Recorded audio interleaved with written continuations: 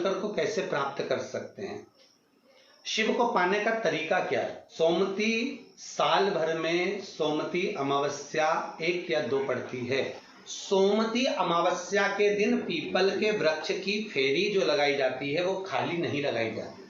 चाहे कच्चे सूत से लगाओ, चाहे 108 आप हल्दी की गठान रख लो, चाहे आप कमलगट्टा रख लो, चाहे आप सिंदूर की डब्बी रख लो, चाहे आप दाग चिरौंजी रख लो, पर 108 वस्तु होना जरूरी है। पीपल देव में जिसमें 52,000 ब्राह्मणों का वासा होता है, जिस पीपल में सारी सिद्धियां प्राप्त होती है, जिस पीपल में स्वयं लक्ष्मी नारायण के साथ निवास करती है, जिस पीपल में स्वयं सूर्यदेव शनि महाराज और यमराज को विराजमान करते हैं, उस पीपल में जिसमें ब्रह्मा विष्णु शिव सदा निवास करते हैं, सोमती अमावस्या का फल ही यही है कि जिन वर कन्या का विवाह नहीं होता, जिन लड़का लड़की का विवाह नहीं होता, जिन पति पत्नी में आपसी में टकरार चल रहा हो, अदालत तक बात पहुंच गई हो, जिस घर में शांति नहीं रह रही हो, आपस में क्लेश बड़ा मचा हो, ऐसी हो गया मन में कि अब ये तनाव बहुत बढ़ गया है, संबंध टूट जाएगा, तो निवेदन है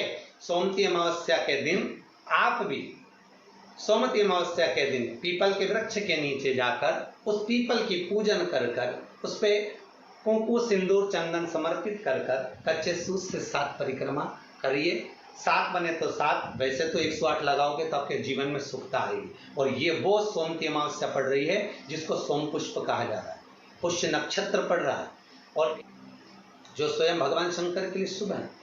आप 108 फेरी लगाएं, चाहे दाने से लगाएं, चिरौंजी से लगाएं, जिससे भी लगाएं, पीपल की पूजन करें, जल अर्चना करें। इतना निवेदन करता हूं कि आपके घर में अशांति नहीं हो सकती, परिवार में प्रेम जरूर बढ़ेगा।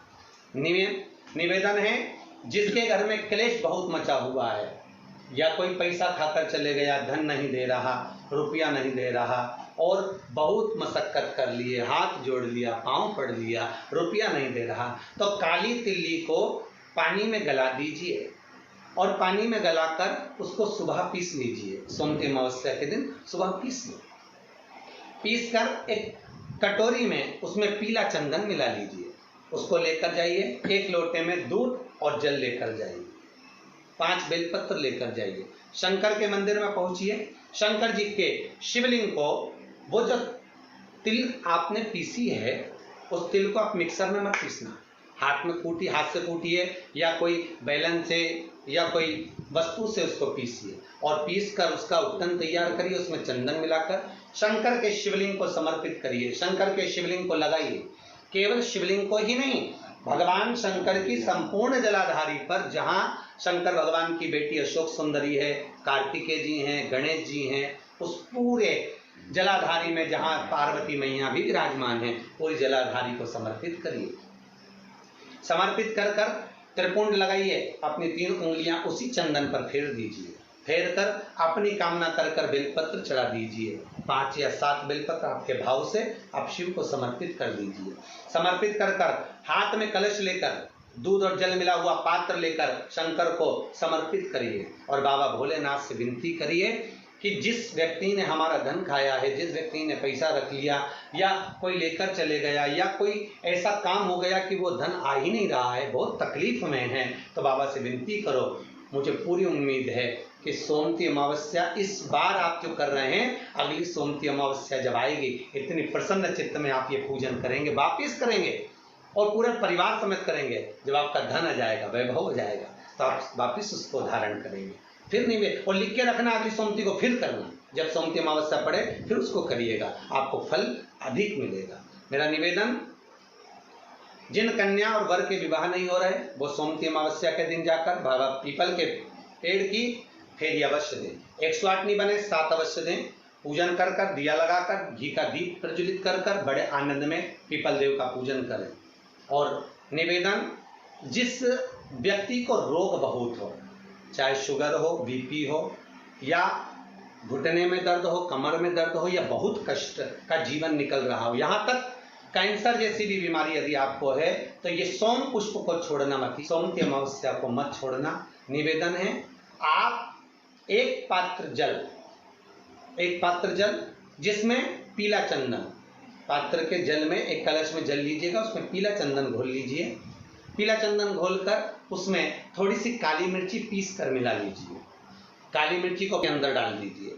7 बेलपत्र के साथ में 7 वृक्ष के पत्ते, कोई भी वृक्ष जो आपके पास में हो, 7 वृक्ष के पत्ते उस कलश में डाल दीजिए। घर से निकलते समय पूरे घर का भ्रमण करते हुए जिस व्यक्ति को रोग बहुत है उस व्यक्ति का स्पर्श कराते हुए वो जल शंकर भगवान के ऊपर समर्पित कर कर, थोड़ा सा जल बचाकर, पत्तियां सब शिव जी को चढ़ाकर थोड़ा सा जल बचाकर शंकर की देहली पर चढ़ा दीजिए। शंकर की चौखट पर, भगवान शंकर के शिवलिंग की चौखट पर समर्पित करें। शिवलिंग की चौखट पर समर्पित कर कर उसी जल जो आपने देहली पर चढ़ाया है, उसी जल का भाग थोड़ा सा कटोरी में 1 चम्मच के बराबर लेकर आइए। जो व्यक्ति बीमार है उसके शरीर पर उसको छींटा दीजिए। 3 बार छींटा देना है, सुबह, दोपहर और शाम। उसके बाद में बाबा विश्वनाथ से प्रार्थना करिए। शाम के समय घर के बाहर एक घी का दिया अवश्य लगाइए। मुझे पूर्ण उम्मीद है सोमती अमावस्या रोग मुक्त करेगी, अधिक फल आपको प्रदान करेगी, सुख का अनुभव कराएगी, आपके जीवन का कल्याण करेगी। और निवेदन, सोमती अमावस्या हमारे जीवन को फलित करने वाली है, सुख देने वाली, आनंद देने वाली, हम उसका लाभ अवश्य लें। जो बच्चे पढ़ने में कमजोर है या कोई विद्या के लिए किसी एग्जाम में बैठ रहे हैं, गवर्नमेंट की एग्जाम में बैठ रहे हैं और बच्चे उस एग्जाम में पास नहीं हो पा रहे हैं या निकल नहीं पा रहे हैं, या कोई टीचिंग के लिए, बैंकिंग के लिए आप अप्लाई कर रहे हो, नहीं हो रहा है, निवेदन है सोमती अमावस्या कल पड़ रही है, 2 स्वस्तिक आपको बनाना है। कितने स्वस्तिक बनाना है? 2 स्वस्तिक। एक स्वस्तिक कुंकू का पीपल के पेड़ पर बनाना है आपको। पीपल के पेड़ पर बनाने के बाद में जमीन पर, भूमि पर एक घी का दिया लगाना है। दूसरा स्वस्तिक शंकर के मंदिर की चौखट पर आपको बनाना है, किसी भी एक साइड में, चाहे राइट में बनाना है चाहे लेफ्ट में बनाना है। शंकर के मंदिर पर जो स्वस्तिक बनाओगे वो पहले पीपल के वृक्ष के बनाना है। पीपल के वृक्ष के बनाने के बाद में शंकर के मंदिर में शाम के समय आप जाकर स्वस्तिक बना सकते हैं। दोपहर से लेकर शाम तक कभी भी स्वस्तिक बनाएं और एक घी का दिया वहां रखता है। बस इतना याद रखना, पीपल के पेड़ के नीचे जो स्वस्तिक बनाओगे वहां जो घी का दिया लगेगा उसमें गोल बत्ती लगेगी, फूल बत्ती लगेगी। शिव मंदिर की चौखट पर जो दिया लगाओगे उसमें 2 बत्ती लगेगी, लंबी वाली, लंबी बत्ती 2 लगेगी घी की। वो बत्ती आपको शंकर के मंदिर पे दिया कहाँ रखना है? जहां स्वस्तिक बनाओगे उसी के ऊपर 2 बत्ती का दिया लगाओगे। उस समय पर दिए का जो बत्ती है उसका मुख अपनी ओर होना चाहिए और भगवान शंकर की चौखट पर प्रणाम कर कर, निवेदन कर कर, नमन कर कर आप आइए। आपके जीवन में सफलता प्राप्त होगी। आप जिस चीज की कोचिंग कर रहे हो, जिस चीज में उतरना चाहते हो, आपको वह फल प्राप्त होगा। कितने भाग्यशाली! खूब भजन करो, खूब स्मरण करो।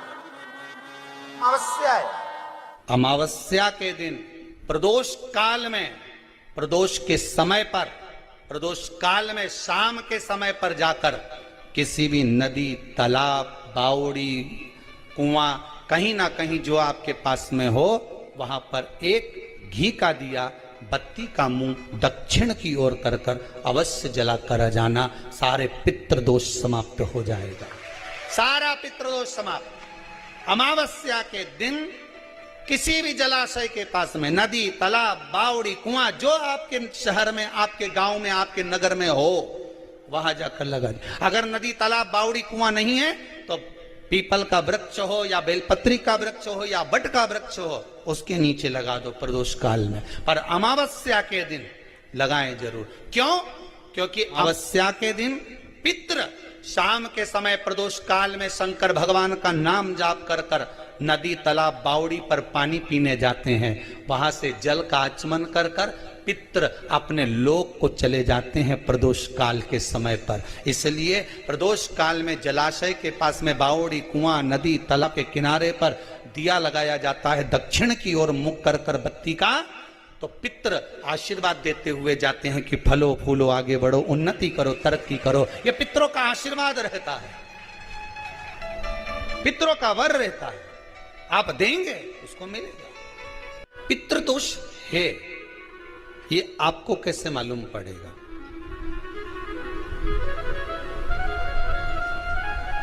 पितृ भूखे हैं इसका तो वर्णन हमने पहले कर दिया कि रात्रि को जब आप सोने के बाद में 1-1.5 घंटे बाद अगर आपकी नींद खुल जाए, 1 घंटा 1.5 घंटा आप सोइए, उसके बाद जो नींद खुली तो 1-1.5 घंटे तक अगर आपको नींद नहीं आ रही है, रात्रि को सोने के बाद में 1 घंटे बाद जब उठे तो आपको प्यास लग गई, भूख लगने लगी, प्यास लगने लगी कि मेरे को पानी पीना पड़ेगा, घबराहट हो रही, पानी पीना पड़ेगा, 1-1.5 घंटे सोने के बाद अचानक नींद खुले और आपको प्यास लगे, समझ लेना आपके पितृ भूखे हैं और प्यास है।